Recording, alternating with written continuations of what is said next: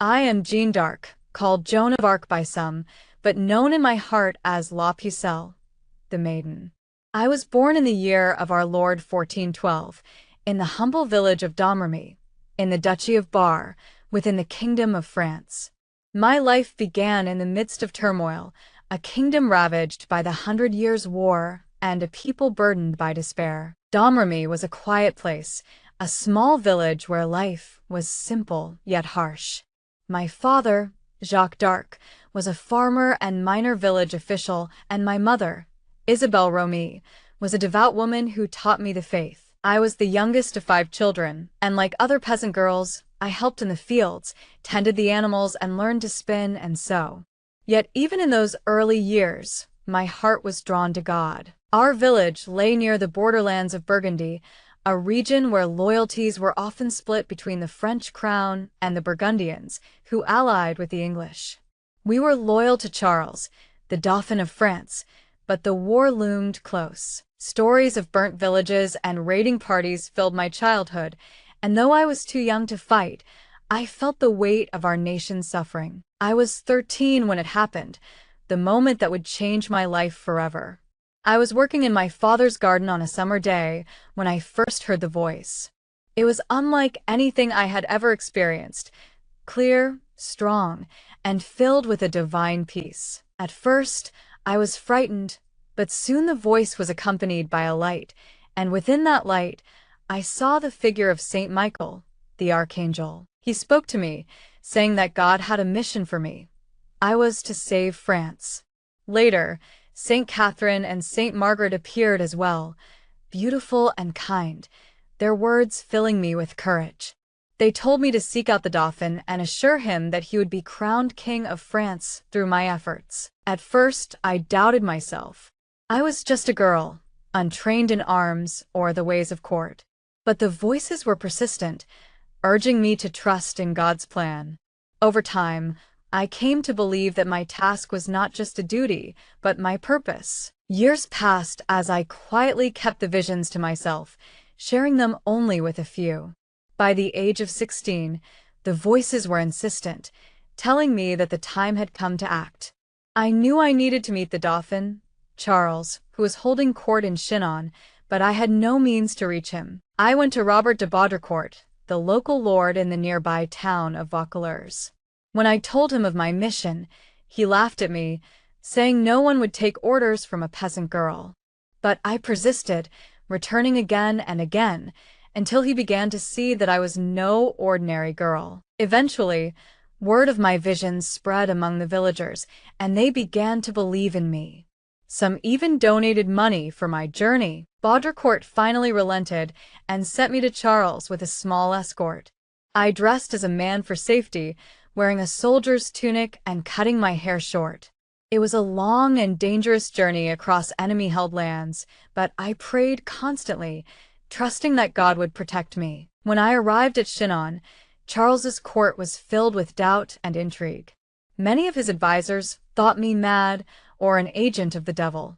To test me, Charles disguised himself as one of his courtiers. But the voices guided me, and I walked straight to him, identifying him as the Dauphin without hesitation. I told him of my mission and revealed a secret prayer he had made to God, a prayer no one else could have known. This convinced him of my divine inspiration, though he remained cautious. He sent me to Poitiers, where theologians examined me for weeks, questioning my visions and my faith. They could find no fault in me and declared that I was a pious maid, sent by God to aid France. Charles granted me command of a small force and sent me to Orléans, a city under siege by the English. When I arrived at Orléans in April 1429, the city was desperate. The English had besieged it for months, and its defenders were on the brink of surrender. I rode at the head of the French forces, carrying my banner, which bore the names of Jesus and Mary. Though I had no formal military training, I trusted in the guidance of my voices. I inspired the soldiers with my faith and conviction, urging them to fight with courage. The sight of me, clad in white armor, rallying the troops, gave them hope. Under my leadership, the French launched a series of bold attacks, driving the English from their positions. Within days, the siege was lifted, and Orléans was free.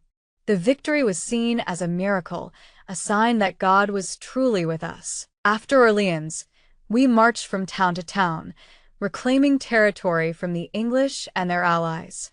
At every step, I urged Charles to push forward to Reims, the traditional site of coronation for French kings. Despite the risks, he agreed. In July 1429, we entered Reims, where Charles was anointed and crowned King of France. I stood by his side, holding my banner, knowing that this was the fulfillment of my mission.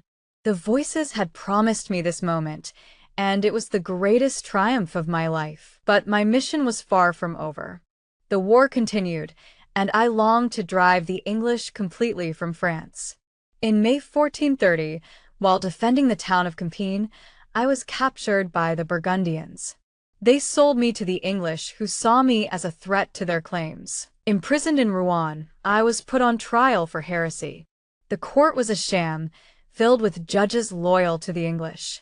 They accused me of witchcraft, blasphemy, and dressing like a man.